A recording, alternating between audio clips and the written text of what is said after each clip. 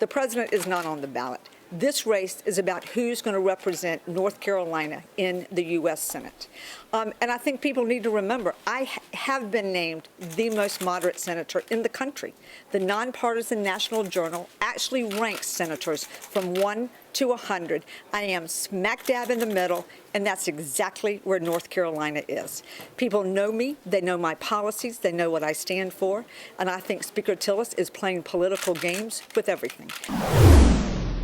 I'm determined to make it clear that people know that Senator Hagan has voted with President Obama 96% of the time. I'm determined to have people to go back to the debate. And watch when I ask her that question. After having voted with the president 96% of the time, which of those policies did you regret? Did you notice if you talk about a moment in the debate, she had no answer.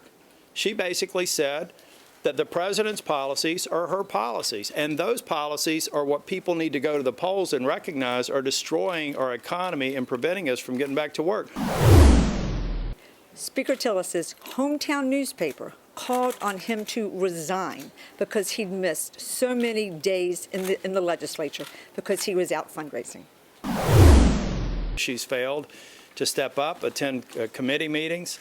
The difference was in the title of the committee, not the fact that she's missed more than half of the meetings. I made it clear that the president should stop telling our enemies, people who want to destroy our nation and threaten our safety and security, you shouldn't be telling them what you're not going to do, because when you do, they know where the margins are and they will take more ground and become more of a threat.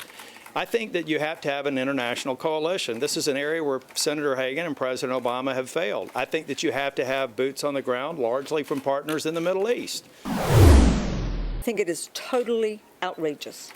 I have 2 nephews on active duty right now. My husband's a Vietnam veteran. I've spent time with North Carolina troops in Afghanistan, in Pakistan, at bases here in North Carolina. And for him to say that and allege that, I am highly offended, and I think it's totally outrageous.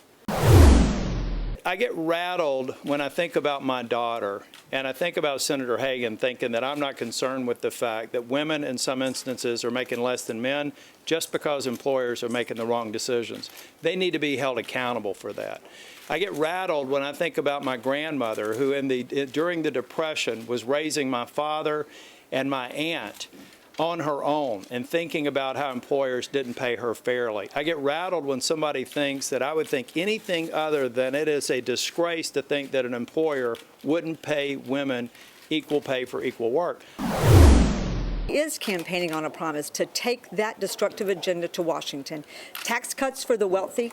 He's killing the middle class. He's gutted education.